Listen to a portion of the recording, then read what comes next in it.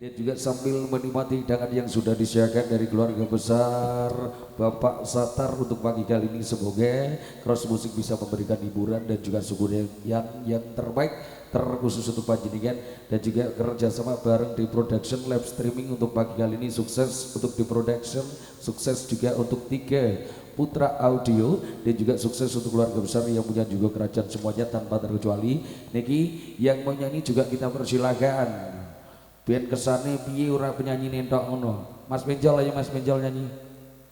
Isin yang ini ya, yang terbaik dan juga suguhan yang terenak terkhusus untuk panjenengan semuanya yang punya saudaraku juga kerajaan kembali.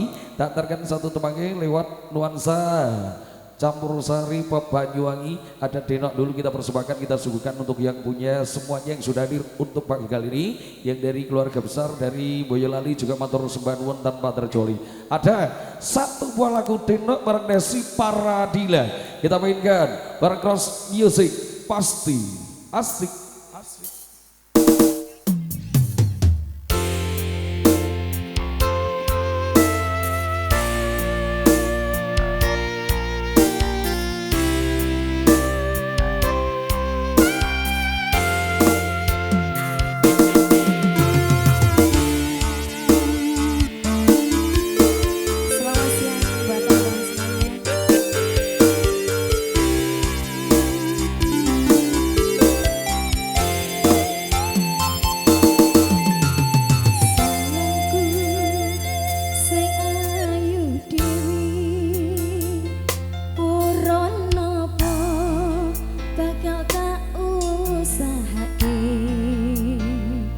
Ibarati saisi bumi gokoe